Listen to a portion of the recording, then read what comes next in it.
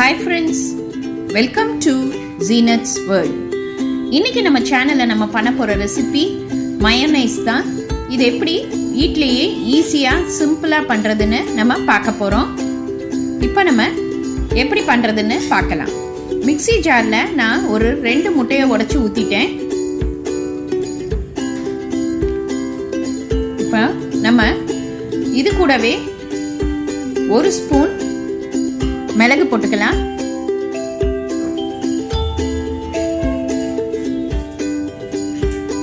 ஒரு 4 பூண்டு உரிச்சு இதுல போட்டுருவோம். உப்பு ஒரு 1/2 ஸ்பூன் போட்டுக்கலாம். உங்களுக்கு ரொம்ப ஸ்வீட் வேணும்னா 1 ஸ்பூன் போட்டுக்கோங்க. லைட்டா வேணும்னா ஒரு 1/2 ஸ்பூன் சுகர் போட்டா போதும்.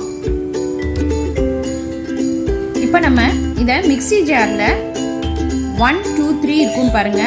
லோ டு ஹை தான் அரைக்க போறோம். ஃபர்ஸ்ட் 1 2 3 அரைச்சுக்கோங்க. அப்புறம் 3 2 1 அரைச்சிருங்க.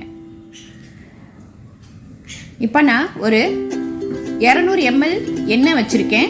அதை ஒரு பாதி அளவு நம்ம ஃபர்ஸ்ட் ஊற்றி அரைச்சிக்க போறோம். தேங்காய் எண்ணெய், கடலை எண்ணெய், அந்த மாதிரி வாசனை வர எண்ணெய் இல்லாமல் வாசனை இல்லாத எண்ணெய் எடுத்துக்கோங்க. அப்போதான் நல்லா இருக்கும். இப்போ நம்ம எந்த அளவுக்கு எண்ணெய் ஊற்றுறோமோ அந்த அளவுக்கு மயோனைஸ் நல்லா திக்காக வரும். இப்போ இன்னும் திக்காக வரதுக்கு மீதமாக இருக்கிற அந்த எண்ணெயவும் சேர்த்து இதில் ஊற்றிடலாம். 2 மினிட்ஸில் நம்ம மயோனைஸ் பண்ணி முடிச்சிடலாம். இப்போ இது கூடவே வினிகர் ஒரு 2 ஸ்பூன் ஊற்றிக்கலாம். இப்போ நான் ஃபஸ்ட்டு சொன்ன மாதிரியே நம்ம மிக்ஸி ஜாரில் போட்டு 1 2 3 3 2 1 அப்படி போட்டு அரைச்சி எடுத்துக்கோ. அவ்வளோதான். இங்கே பாருங்கள், நம்மளோட மயோனைஸ் ரெடி ஆயிடுச்சு. அசல் ஹோட்டலில் இருக்கிற மாதிரியே இருக்கும். இது ஹோம்மேட் மயோனைஸ், ரொம்ப ஹெல்த்தியாகவும் இருக்கும், ஹைஜீனாகவும் இருக்கும்.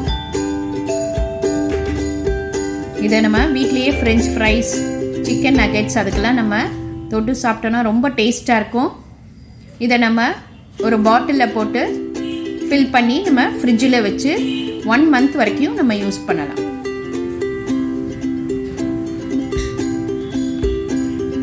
அவ்வளோதான், நம்மளோட மயோனைஸ் ரெடி ஆயிடுச்சு பாருங்கள். இது ரொம்ப ஈஸியான ரெசிபி. இன்றைக்கே இதை ட்ரை பண்ணி பாருங்கள்.